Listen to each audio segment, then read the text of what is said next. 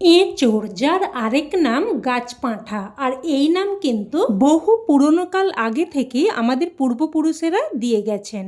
আর সত্যিই কিন্তু এঁচোড়কে যদি ভালোভাবে রান্না করা হয়, এর স্বাদ কিন্তু একদম খাসির মাংসের স্বাদকেও হার মানায়। তো বন্ধুরা, আজ আমি নিয়ে চলে এসেছি এঁচোড়ের দুর্দান্ত স্বাদের এক রেসিপি, যার স্বাদ কিন্তু একদম খাসির মাংসের স্বাদকেও হার মানাবে। আর বানানোর পদ্ধতি কিন্তু একদমই নতুন। তো প্রথমেই আমি এখানে দেখুন বটির মধ্যে ভালোভাবে সর্ষের তেল লাগিয়ে নিলাম, আর হাতের মধ্যেও সর্ষের তেল লাগিয়ে নিলাম। আর একটা পাত্রের মধ্যে বেশ কিছুটা জল নিয়েছি, আর ওই জলের মধ্যেও কিন্তু 1-2 ফোঁটা সর্ষের তেল দিয়ে দিয়েছি, যাতে করে পাত্রটা খুব সহজেই পরিষ্কার করা যায়। আর প্রথমেই আমি এখানে নিয়েছি একটা বেশ কচি এঁচোড়, ছোট্ট সাইজের। তো প্রথমেই বোটার দিকটা কেটে নিয়েছি, আর দেখুন বেশ কিছু কিন্তু আঠা বেরিয়েছে। তো আঠাটা বেশ ভালোভাবে জল দিয়ে ধুয়ে নিলাম, তারপর আবারও আমি 2 টুকরো করে কেটে নিচ্ছি। আর অনেকেই কিন্তু এঁচোড় কাটার ভয়ে রান্নাই করতে চান না। তো দেখুন আমি খুব সহজভাবে কিন্তু কাটার পদ্ধতি দেখিয়ে দিচ্ছি। তো দেখুন এই আঠাটা কিন্তু আবারও আমি বেশ ভালোভাবে জল দিয়ে ধুয়ে নিলাম।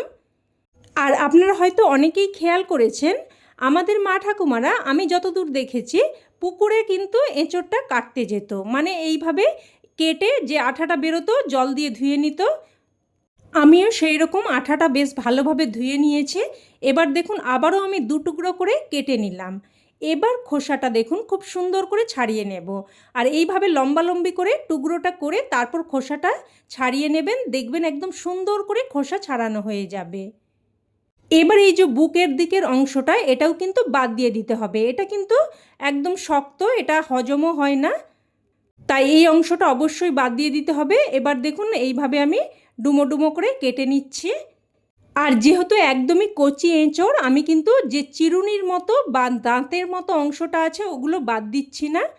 একটু বুড়ো বা পাতি এঁচোড় হলে এই চিরুনি বা দাঁতের মতো অংশটা কিন্তু বাদ দিয়ে দিতে হয়। আর আমার চ্যানেলে এঁচোড়ের অনেক রেসিপি দেওয়া আছে, আর কাটার পদ্ধতিও দেওয়া আছে, আপনারা চাইলে দেখে নিতে পারেন। তো দেখুন একই রকমভাবে সমস্ত এঁচোড়টা কেটে নিয়েছি। এবার বটির মধ্যে আবারও বেশ একটু তেল লাগিয়ে নিয়ে তারপর এইভাবে পেপার বা কাগজ দিয়ে খুব ভালোভাবে মুছে নিচ্ছি। দেখুন আঠাটা একদম সুন্দরভাবে পরিষ্কার হয়ে গেল। এবার বটিটা কিন্তু সাবান দিয়ে ভালোভাবে ধুয়ে নিলেই পরিষ্কার হয়ে যাবে। এবার এখানে নিয়েছি একটা প্রেসার কুকার, আর প্রেসার কুকারের মধ্যে 4টে মিডিয়াম সাইজের আলু প্রথমে এইভাবে দিয়ে দিলাম। আর আপনারা তরকারিতে যেমন আলু খেতে চাইবেন পরিমাণটা সেই অনুযায়ী দিয়ে দেবেন।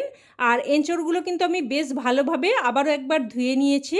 তো এঁচোড়টাও দিয়ে দিলাম, আর দিয়ে দিলাম হাফ বাটি মতো জল। এবার দিয়ে দিলাম অল্প একটু লবণ, অল্প একটু হলুদ গুঁড়ো, আর 2-1 ফোঁটা সর্ষের তেল। ওই একই কারণেই দিয়ে দিচ্ছি, যাতে করে প্রেসার কুকারটা খুব সহজেই পরিষ্কার করা যায়। এবার প্রেসার কুকারের ঢাকনা আটকে জাস্ট একটা সিটি দিয়ে দেব। তো একটা সিটি পড়ে গেলে গ্যাসের ফ্লেম বন্ধ করে রেখে দেব, যতক্ষণ না অবধি বাষ্পচাপটা পুরোপুরি বেরিয়ে যাচ্ছে। আর এই সময় আমি একটা কাজ করে নেব। তো গ্যাস অন করে কড়াই বসিয়ে দিয়ে দিয়েছি অল্প একটু সর্ষের তেল। তেল গরম হয়ে আসলে এখানে দিয়ে দিয়েছি 4-5 কোয়া মতো রসুন, তবে রসুনের কোয়াগুলো কিন্তু একটু বেশ বড়।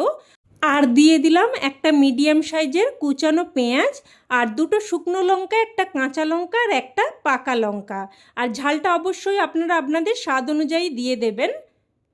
তো এবার নাড়াচাড়া করে দেখুন সব কিছুকে, পেঁয়াজ রসুন লঙ্কাকে লাল করে ভেজে নিয়েছি। এবার এখানে দিয়ে দিলাম হাফ চামচ মতো গোটা ধনে, আর 1 চামচ মতো গোটা জিরে। এবার এই জিরে আর ধনেটাকেও একটুক্ষণ নাড়াচাড়া করে ভেজে নেব। তো দেখুন সব কিছু বেশ সুন্দর করে ভেজে নিয়েছি। এবার এগুলো আমি কড়াই থেকে উঠিয়ে নেব। বন্ধুরা, আপনারা হয়তো অনেক রকমভাবেই এঁচোড় রান্না করে খেয়েছেন, তবে এইভাবে আমার মতো করে একবার বানিয়ে দেখবেন, স্বাদ কিন্তু একদম মুখে লেগে থাকবে।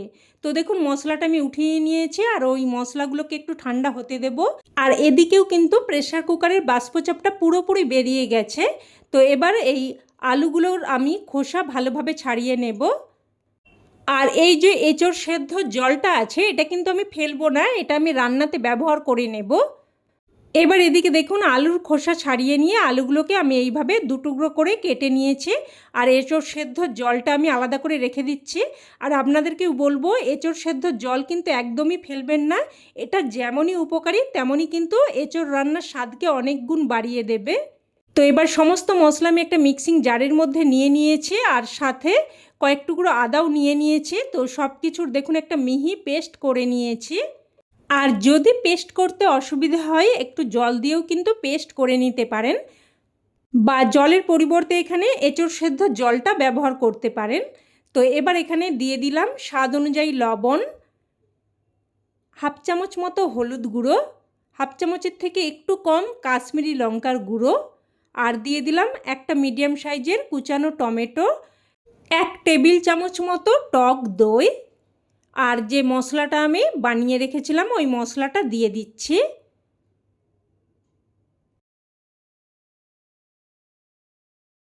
সমস্ত মশলাটা দিয়ে আমি এবার মিক্সিং জারের মধ্যে এঁচোড় সেদ্ধ জলটাই আমি বারে বারে ব্যবহার করে নেব। তো জলটা দিয়ে মিক্সিং জারটা ধুয়ে এর মধ্যে দিয়ে দিচ্ছি। এবার সব কিছু খুব ভালোভাবে হাতের সাহায্যে মেখে নেব। আর আমি এখানে একটা জিনিস দিতে ভুলে গিয়েছিলাম। তো দেখুন এখানে আমি অল্প একটু সামান্য প্রায় হাফ চামচ মতো সর্ষের তেল দিয়ে দিচ্ছি। তো দিয়ে সব কিছু ভালোভাবে মেখে নেব। আর এখন তো বাজারে প্রচুর পরিমাণে এঁচোড় পাওয়া যাচ্ছে, তাই আপনাদেরকে অনুরোধ করব অবশ্যই এইভাবে একবার বানিয়ে দেখবেন। আর আমি গ্যারেন্টি দিচ্ছি এভাবে একবার বানিয়ে খেলে বারবার বানিয়ে খাবেন। বাড়ির লোকেরা কিন্তু বারবার বানানোর রিকোয়েস্ট করবে। তো দেখুন সব কিছু খুব সুন্দরভাবে মেখে নিয়েছি। এবার আপনারা চাইলে এটাকে 5 থেকে 10 মিনিট মতো মেখে রেখে দিতে পারেন। তো আমি 5 মিনিট মতো রেখে দিয়েছিলাম। এবার আমি রান্নাটা শুরু করছি। তো গ্যাস অন করে ওই কড়াইয়ের মধ্যেই আমি আবারও দিয়ে দিলাম প্রায় 2 চামচ মতো সর্ষের তেল। আমি কিন্তু খুব বেশি তেল ব্যবহার করছি না, যতটুকু তেল লাগবে সেই অনুযায়ী তেল ব্যবহার করছি। তো তেল গরম হয়ে আসলে এখানে দিয়ে দিলাম হাফ চামচ গোটা জিরে, 4টে ছোটো এলাচ, 1 টুকরো দারচিনি, একটা শুকনো লঙ্কা আর একটা তেজপাতা, আর দিয়ে দিয়েছি 6-7টার মতো গোলমরিচ। এবার ফোড়নগুলোকে নাড়াচাড়া করে কয়েক সেকেন্ড ভেজে নেব, যতক্ষণ না অবধি মশলা থেকে একটা সুন্দর ফ্লেভার বেরোতে শুরু করছে। তো ফোড়নটা ভেজে নিয়ে এবার এখানে মেখে রাখা এঁচোড় আর আলু দিয়ে দিলাম। আর পাত্রটা ধুয়ে অল্প একটু জলও দিয়ে দেব। আর আমি কিন্তু এখানে এঁচোড় সেদ্ধ জলটাই এইভাবে বারে বারে ব্যবহার করে নিচ্ছি। এবার সব কিছু বেশ ভালোভাবে নাড়াচাড়া করে মিশিয়ে নেব। তো বেশ ভালোভাবে মিশিয়ে নিয়ে এবার মিডিয়াম ফ্লেমে একটা ঢাকনা দিয়ে দিয়ে বেশ ভালোভাবে কষিয়ে নেব। তো দেখুন কিছুক্ষণ পর আমি ঢাকনা খুলে নিচ্ছি। আর এখনও কিন্তু এঁচোড় আর আলুটা বেশ ভালোভাবে কষানো হয়নি। তো আবারও আমি নাড়াচাড়া করে মিশিয়ে নিচ্ছি। আর একটু শুকনো শুকনো হয়ে গেছে, তো আমি এখানে আবারও একটু জল ব্যবহার করব। তো আমি আবারও এখানে কিন্তু এঁচোড় সেদ্ধর জলটাই ব্যবহার করে নিচ্ছি। তো পুরো জলটাই কিন্তু আমি এখানে ব্যবহার করে নিলাম। আর এইভাবে কিন্তু বারে বারে একটু করে জল দিয়ে মশলাটাকে কষিয়ে নিলে মশলাটা কিন্তু বেশ সুন্দরভাবে কষানো যায়। আর মশলা যতই সুন্দরভাবে কষানো যায় রান্নার স্বাদও কিন্তু ততই বাড়ে। তো সব কিছু নাড়াচাড়া করে মিশিয়ে নিয়ে আবারও একটা ঢাকনা দিয়ে কিছুক্ষণ রেখে দিয়েছিলাম। তো মোটামুটি 5 থেকে 6 মিনিট অবধি কিন্তু বেশ ভালোভাবে কষিয়ে নিতে হবে। আর দেখুন এখন কিন্তু মশলা বেশ সুন্দরভাবে কষানো হয়ে গেছে।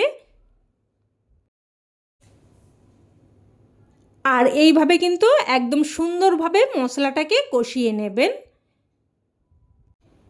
তো এবার এখানে আমি দিয়ে দিচ্ছি 1 বাটি মতো গরম জল।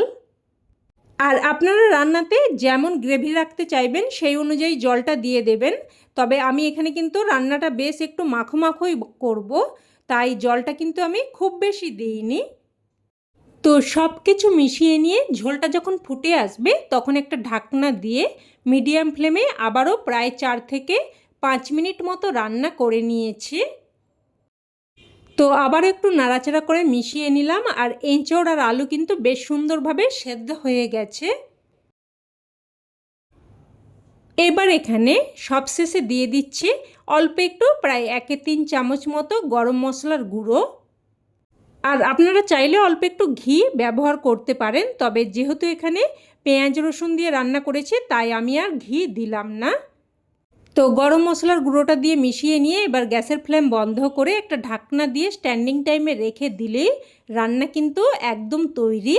এবার এটা গরমাগরম ভাতের সাথে পরিবেশন করুন, খেতে কিন্তু এক কথায় জাস্ট ফাটাফাটি লাগে। অবশ্যই এই সিজনে একবার হলেও বানিয়ে দেখবেন, না হলে কিন্তু এর স্বাদ আপনারা উপলব্ধি করতে পারবেন না। তো রেসিপি কেমন লাগলো অবশ্যই কমেন্টে জানাবেন, আর ভালো লেগে থাকলে প্লিজ একটা লাইক দিয়ে দেবেন, আর চাইলে অন্যান্যদের সাথে শেয়ারও করতে পারেন। আর চ্যানেলের নতুন বন্ধু হয়ে থাকলে চ্যানেলটিকে অবশ্যই করে সাবস্ক্রাইব করে নেবেন। তো আজ এই অবধি, আবারও অন্য কোনো রেসিপিতে দেখা হবে। ততক্ষণে ভালো থাকবেন, সুস্থ থাকবেন। ধন্যবাদ।